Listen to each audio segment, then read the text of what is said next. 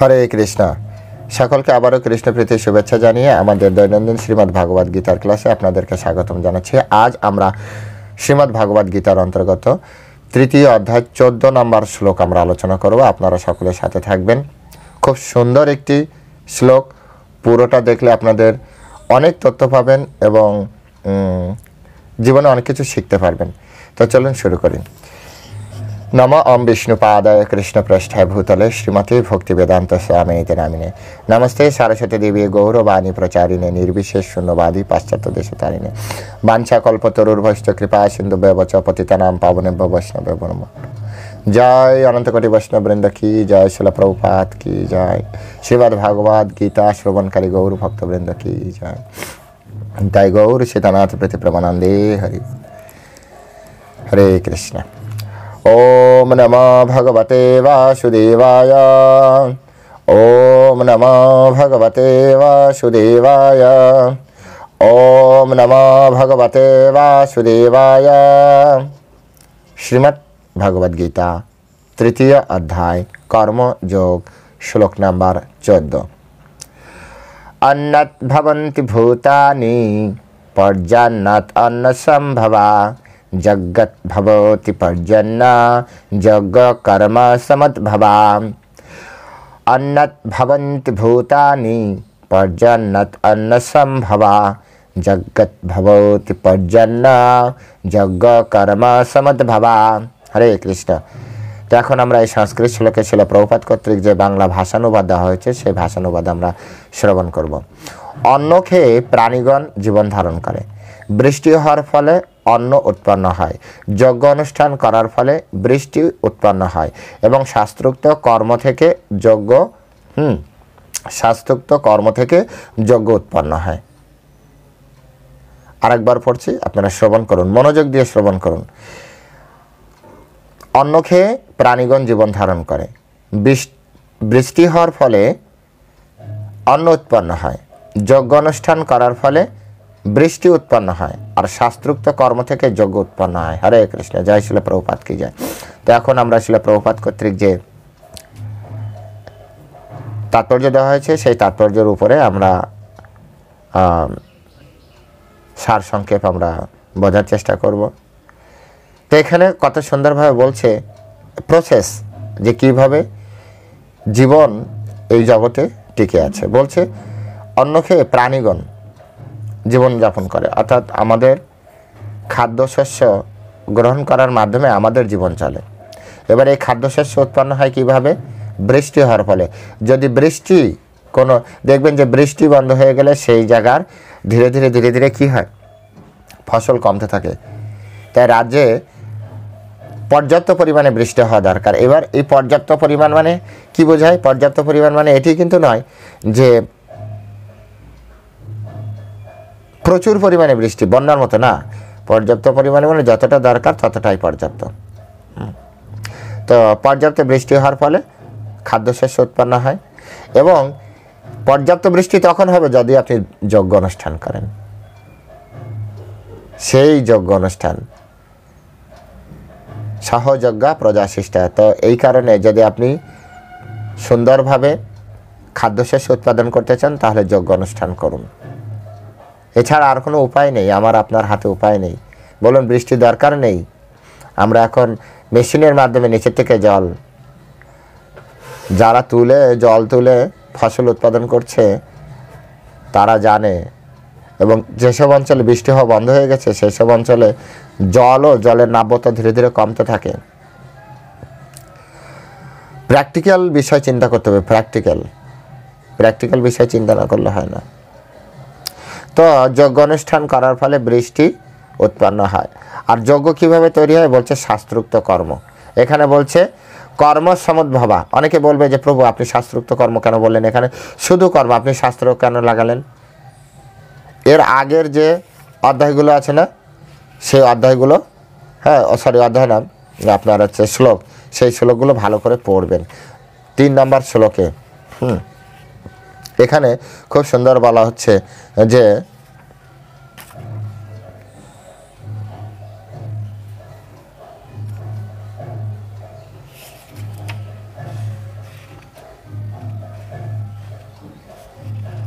Sorry 3 নম্বর না, নিয়তম 8 নম্বর শ্লোকে নিয়তম কুরু কর্ম। এই যে নিয়তম মানে নিত্যম, নিত্যম মানে শাস্ত্রোক্ত, শাস্ত্র দ্বারা যে কর্ম করা হচ্ছে, 8 নম্বর শ্লোকটা ভালো করে বুঝলে তখন এই কর্ম সব জায়গায় তার শব্দগুলো মানে কি এক একটা, যেমন অনেক সময় আমরা যখন কোনো প্যারাগ্রাফ লিখি তখন কি হয়, বা কোনো চিঠি লিখি তখন কি প্রথমে নামটা ব্যবহার করে, তারপরে হি বা সি ব্যবহার করে। এই হি বা সি ওই ব্যক্তিকে ইন্ডিকেট করে। ঠিক একইভাবে এখানে যে কর্ম ওটা হচ্ছে নিয়তম কর্ম, নিয়তম কুরু কর্ম। তো এখানে কর্ম সমুদ্ভব মানে নিয়তম, নিত্যম কর্ম। নিত্যম কর্ম মানে হচ্ছে শাস্ত্রোক্ত কর্ম, শাস্ত্রে যেভাবে আছে আমাদের জন্য নির্ধারিত আছে কর্ম। মনুস্মৃতিতে স্পষ্ট করে লেখা আছে কোন বর্ণের জন্য কি ধরনের কর্ম। এই ভগবদ্গীতায় 18 অধ্যায় দেওয়া আছে কোন বর্ণের জন্য কি ধরনের কর্ম আছে, কোন বর্ণের কোন আশ্রমে কি ধরনের কর্ম করবে, কার কি করা উচিত। হ্যাঁ, তো ঠিক একইভাবে ভক্তের জন্য কি ধরনের কর্ম আছে, সাধারণ মানুষের জন্য কি ধরনের কর্ম আছে, এগুলো বর্ণন করা আছে। তো যজ্ঞ অনুষ্ঠান করা, হ্যাঁ, ফলে বৃষ্টি উৎপন্ন হবে, আর বৃষ্টি হবে শাস্ত্রোক্ত কর্ম যদি করেন তাহলে সেটাকে যজ্ঞ উৎপন্ন হবে। তো শিল প্রভুপাদ এখানে খুব সুন্দরভাবে বলছেন যে পরমেশ্বর ভগবান হচ্ছেন যজ্ঞ পুরুষ, ওনাকে যজ্ঞ পুরুষ বলা হচ্ছে। হ্যাঁ, অর্থাৎ সমস্ত যজ্ঞের ভোক্তা হচ্ছেন তিনি। কৃষ্ণ হচ্ছে ভক্তরাম যজ্ঞ তপসম সর্বলোক মাহেশ্বরম। সমস্ত লোক, এই যত অনন্ত কোটি ব্রহ্মাণ্ড, সব ব্রহ্মাণ্ড কিন্তু আমরা দেখতে পারি না, সব ব্রহ্মাণ্ড তো ছাড়েন, এই ব্রহ্মাণ্ডের অনেক গ্রহ আমরা দেখতে পারি না। তো যাই হোক, এরকম অনন্ত কোটি ব্রহ্মাণ্ড আছে। তো সেই ব্রহ্মাণ্ডের মালিক হচ্ছেন কৃষ্ণ, তো একমাত্র মালিক, তাই তিনিই ভোক্তা। ভক্তরাম যজ্ঞ তপসাম, যজ্ঞ এবং তপস্যার ভক্তা হচ্ছে কৃষ্ণ, তাই এখানে ভগবানই হচ্ছেন যজ্ঞ পুরুষ বলা হচ্ছে। তিনি হচ্ছেন সমস্ত দেবদেবীর ঈশ্বর, একেলা ঈশ্বর কৃষ্ণ, বাকি সব ভৃত্য। চৈতন্য চরিতামৃতে স্পষ্ট করে সবাই কোনো, হ্যাঁ, আমাদের থেকে যেমন একটা কোম্পানিতে সিকিউরিটি গার্ড তিনি কর্মচারী, ক্লিনার তিনিও কর্মচারী, একটা ম্যানেজার সেও কিন্তু কর্মচারী, মালিক শুধু একজন, হতে পারে পোস্ট আলাদা। ঠিক তেমনি সমস্ত দেবদেবতারা ভগবানেরই এই কোম্পানির, হ্যাঁ, কাজ করছে। একমাত্র এনজয়ার তিনি হচ্ছেন ভগবান, একমাত্র ভোক্তা, তিনি এই কোম্পানির মালিক, তিনি হচ্ছে অনন্ত কোটি ব্রহ্মাণ্ডের মালিক। তো কৃষ্ণ হচ্ছে পরমেশ্বর, ভগবান হচ্ছেন ঈশ্বর, আর বাকি সবাই হচ্ছে ভৃত্য। দেহের অঙ্গ প্রত্যঙ্গ যেমন সারা দেহের সেবা করে, ভগবানের অন্তরঙ্গ, হ্যাঁ, অঙ্গস্বরূপ বিভিন্ন দেবদেবতারাও ভগবানের সেবা করছে। আমাদের এই হাতের কাজ কি? দেহের সেবা করা। আমরা কি বলি? এটা আমার হাত, এটা আমার চোখ, এটা আমার মাথা, এটা আমার ঠোঁট, এটা আমার নাক, এটা আমার কান, এটা আমার বক্ষ। এই যে আমার বলছে, আমার আমি কে? আমারটা কে? এই যে আমার বলছে, এটা তো আমার বডি, বলছে, বলি না? যেমন এই জামা, এটা কার জামা? এটা আমার। সোয়েটার আমার, এই মাইকটা আমার। তা আমার মানে আমারের ক্ষেত্রে দুটি আছে, বৈশিষ্ট্য থাকতে হয়। এক, সেই বস্তুটি ব্যবহারযোগ্যতা থাকতে হয়। দুই, সেই বস্তুটির একটি মালিক থাকে, তবে তার উপরে আমার বলা যায়। তো যেমন আমি এই মাইকের মালিক, ঠিক তেমনি আমি বলছি এটা আমার শরীর, তার মানে এই শরীরটা আমি না। দ্বিতীয় অধ্যায় সুন্দরভাবে আলোচনা করা হয়েছে, শুনবেন।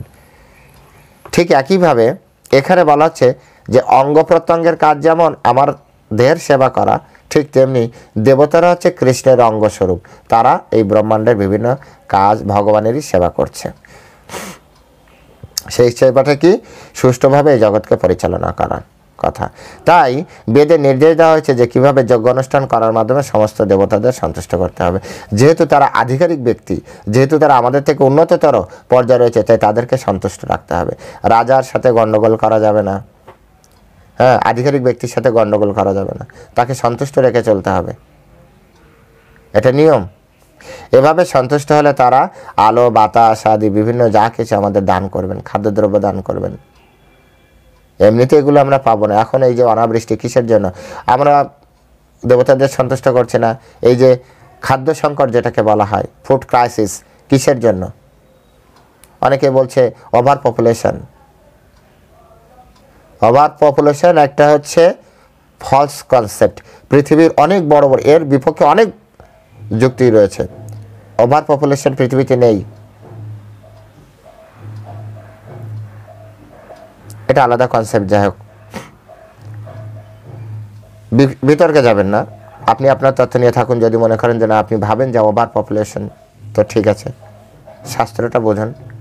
আর যদি এ বিষয়ে আপনি রিসার্চ করতে চান তো গুগলে রয়েছে, রিসার্চ করে দেখুন। শুধু শুধু বিতর্কে, আমার সাথে বিতর্কে, আমি বিতর্কে যেতে চাই না। যেটুকু জানি মাঝে মাঝে জানানোর চেষ্টা করি, কমসে কম ক্লু ধরে। আমিও একসময় এরকম জানতাম, আপনাদের মতো অবস্থা আমারও ছিল। লেখাপড়া করতে করতে ওদের লেখাপড়া শিখে শিখে ওদের মতো করেই ভাবতাম, কিন্তু এখন দেখছি আসলে জগৎটা ওদের মতো করে নয়। এই জগৎটা একটা আলাদা নিয়মে চলে। তো বলছে যে এই যে খাদ্যদ্রব্য কমছে, ফুড ক্রাইসিস, এটা মানে দেবতারা আমাদের প্রতি সন্তুষ্ট নয়। দেবতারা সন্তুষ্ট না হওয়ার কারণে এই ধরনের প্রবলেম তৈরি হচ্ছে। ভগবান শ্রীকৃষ্ণের আরাধনা করা হলে ভগবানের অংশবিশেষ দেবদেবতারাও সেই সঙ্গে পূজিত হন। যেভাবে আপনি যদি পেটে খাবার দেন, আপনার হাত পুষ্ট হবে, চোখ পুষ্ট হবে, নাক কান সব বডি, সমস্ত বডি পরিপুষ্ট হবে। ঠিক তেমনি ভগবান যেহেতু সকলের আরাধ্য, তাই পরমেশ্বর ভগবান শ্রীকৃষ্ণ কেউ যদি পূজা করে তাহলে আপনাতেই সমস্ত দেবদেবতারা সন্তুষ্ট হয় এবং সমস্ত দেবদেবতারা সব কিছু প্রদান করে। ইসকন দেখেন, ইসকন কি এমন করে, কিন্তু ইসকনের প্রপার্টিজ বাড়ছে, ইসকনের ভক্তবৃন্দ বাড়ছে। হ্যাঁ, কিছু ঝামেলা তো থাকবে, জড়জগতে ঝামেলা থাকবে না, সব কিছু কি স্মুথলি চলবে? কিন্তু বাড়ছে। কেন বাড়ছে? আমাদের একটাই কাজ, কৃষ্ণকে সেবা করা। বাকি সব এমনি এমনি চলছে। কে কোথা থেকে কিভাবে টাকা দিচ্ছে? বলে জনগণ টাকা দিচ্ছে। হ্যাঁ, জনগণ টাকা দিচ্ছে। জনগণের হৃদয়ে কে বসে আছে? কৃষ্ণ। জনগণ তো অন্য জায়গায় টাকা দিতে পারতো, বা অন্য জায়গায় দিচ্ছ, তারাও মন্দিরকে দিচ্ছে। কেন দিচ্ছে?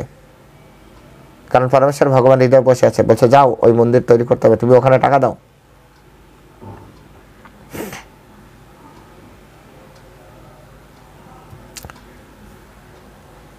দেবদেবতারা এগুলো নিয়ন্ত্রণ করে। দেবতারা আমাদেরকে নিয়ন্ত্রণ করে।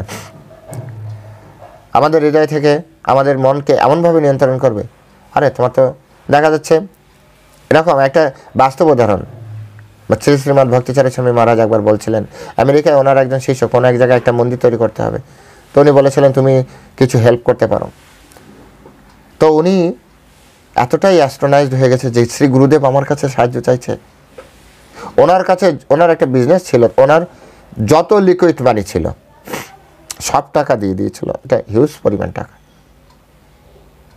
তখন ভক্তিচারী স্বামী গুরু মহারাজ তিনি বলছেন, এত টাকা দিচ্ছ, তোমার কাছে আর কিছু আছে? বলছে গুরুদেব আপনি আমাকে বলেছেন, আপনি আমার আছেন মানে সব আছে। বলছে তুমি ব্যবসা করছো, ব্যবসায় লাভ হতে পারে, লস হতে পারে। বলছে গুরুদেব আপনি বলেছেন মানে আপনি, হ্যাঁ, যা কিছু আছে সব দিয়ে দিয়েছিল। লিকুইড মানি যেটা বিজনেসে লাগানো ছিল, তো বিজনেস লাগানো ছিল।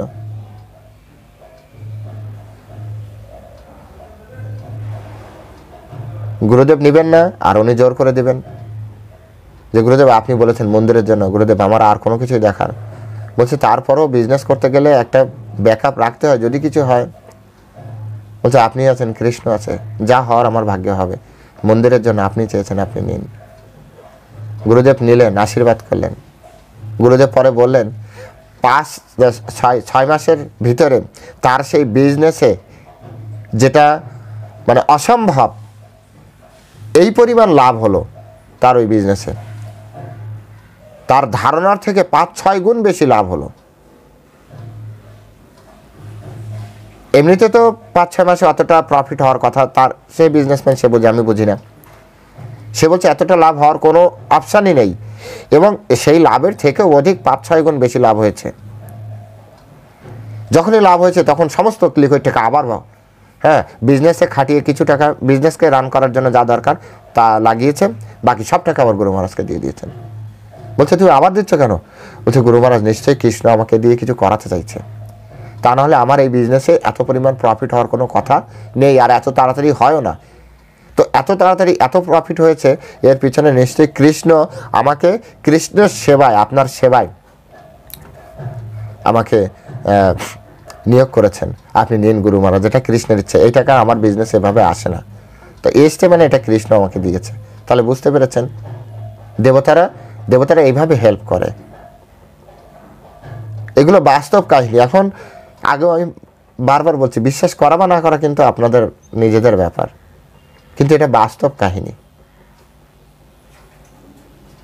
গুরুদেব ওনার ভিডিওতে বলেছিলেন, আমরা ছিলাম সেই ক্লাসে, ভিডিও রেকর্ডেড আছে, কোনো ইউটিউবে আপনি হয়তো পেয়েও যেতে পারেন। তো এগুলো দেবতারা আমাদেরকে দেয়, যদি আপনি কৃষ্ণের সেবায় যুক্ত হন দেবতারা আমাদেরকে দিবে। ইসকন বাড়ছে, আপনারা তো এটা অন্তত কমসে কম দেখেন, বিভিন্ন মঠ মন্দির চলছে কিভাবে, শুধু কৃষ্ণের সেবাই তো করছে, কিন্তু তারা সুন্দরভাবে চলছে। কিভাবে চলছে? কারো না কারো হৃদয়ে, কোনো সৎ হৃদয়বান ব্যক্তির হৃদয় থেকে ভগবান বলছে যাও তুমি এটা দিয়ে আসো। তো এভাবে আমাদের কি হয় যে সমস্ত দেবতারাও পূজিত হবে যদি আমরা কৃষ্ণের সেবায় যুক্ত থাকি। এই কারণে কৃষ্ণ ভাবনাময় ভগবানের ভক্তরা ভগবানকে সমস্ত খাদ্যদ্রব্য নিবেদন করে এবং তারপর তা গ্রহণ করে। ভগবানকে আগে নিবেদন করুন, তাহলে সমস্ত দেবতারা গ্রহণ করতে পারবে, দেবতারা সন্তুষ্ট হবে, তাহলে যজ্ঞ হবে। আর এই যজ্ঞের ফলে কি হবে? পর্জন্য, অর্থাৎ বৃষ্টি হবে। বৃষ্টির ফলে আমাদের অন্ন তৈরি হবে, আর এই অন্ন খেয়ে আমরা জীবনযাপন করতে পারবো। তো এগুলো হচ্ছে প্রসেস, গ্রাজুয়াল প্রসেস। শিল প্রভুপাদ বলছে, যখন কোনো সংক্রামক ব্যাধি মহামারী রূপে ছড়িয়ে পড়ে তখন রোগ প্রতিষেধক টিকা নিলে মানুষ তা থেকে রক্ষা পায়। সেই রকম ভগবান বিষ্ণুকে অর্পণ করার ফলে সেই আহার্য প্রসাদ রূপে গ্রহণ করলে জাগতিক কলুষতার প্রভাব থেকে যথেষ্ট রক্ষা পাওয়া যায়, এবং যারা এইভাবে অনুশীলন করেন তাদেরকে ভগবত ভক্ত বলা হয়। তারা হচ্ছে ভগবত ভক্ত। এগুলো খুব সুন্দরভাবে আমাদেরকে বোঝার চেষ্টা করতে হবে। আর ভগবত ভক্তের যে কর্ম, সে কর্ম অবশ্যই যোগ্য। আর ভগবত ভক্ত কখনো শাস্ত্রোক্ত কর্ম ছাড়া অন্য কোনো কর্ম করেন না। অনেকে বলেন আমার মনে হচ্ছে এরকমভাবে করব না।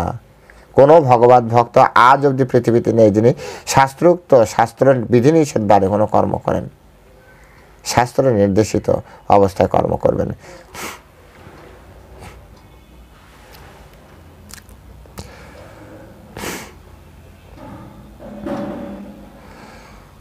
তো এভাবে শিল প্রভুপাদ খুব সুন্দরভাবে এখানে ব্যাখ্যা করেছেন।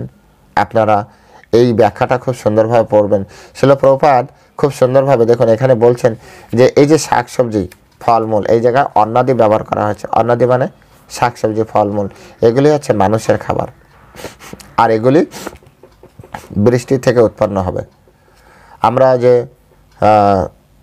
এমন না যে আমাদের বড় বড় মেগা ফ্যাক্টরি থেকে আমাদের খাদ্যদ্রব্য উৎপন্ন হয় না, কখনো এরকম হয় না। ফ্যাক্টরি থেকে খাদ্যদ্রব্য উৎপন্ন হবে না, বৃষ্টির মাধ্যমে আমাদের খাদ্যদ্রব্য উৎপন্ন হবে, আর তাই দিয়ে আমাদের জীবন সুন্দরভাবে চলবে।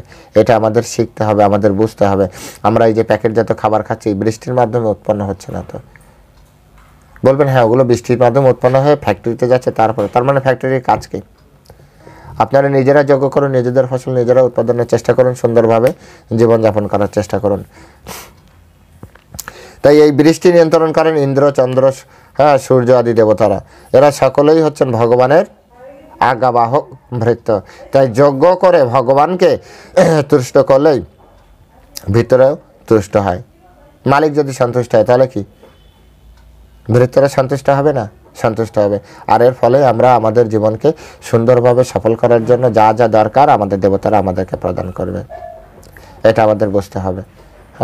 তাহলে আপনারা খুব সুন্দরভাবে এখান থেকে শিখলেন যে আমরা কিভাবে এই জগতে সুন্দরভাবে বাঁচতে পারি। এই জগতে সুন্দরভাবে বাঁচার জন্য আমাদের অনেক বড় চাকরি, অনেক টাকা পয়সা, অনেক কোনো কিছু তেমন কিছুর দরকার নেই। এই জগতে সুন্দরভাবে বাঁচার জন্য আমাদের অন্ন দরকার। অন্ন তৈরি হয় হচ্ছে বৃষ্টি থেকে, বৃষ্টি তৈরি হয় হচ্ছে যজ্ঞ থেকে, যজ্ঞ তৈরি হয় শাস্ত্রোক্ত কর্ম থেকে।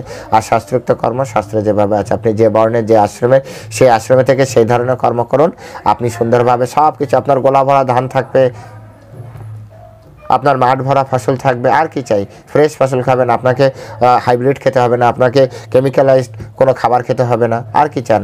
আপনি যতদিন বাঁচবেন, 100 বৎসর বাঁচবেন, আপনি সুন্দরভাবে সুস্থভাবে সফল আপনার জীবনযাপন করবেন। আর কি? তো এইভাবে এই প্রসেসটা যদি আমরা মানতে পারি, যদিও আমাদের দৈব বর্ণাশ্রম ডিপার্টমেন্টের মাধ্যমে আমাদের এটা প্রচলন শুরু হয়ে গেছে এবং আমাদের বিভিন্ন প্রজেক্ট শুরু হয়ে গেছে ইসকন থেকে, যে কিভাবে আমরা মাটির সাথে আমরা জীবনযাপন করতে পারি। ভক্ত মানে একেবারে আর্টিফিশিয়ালাইজড নয়।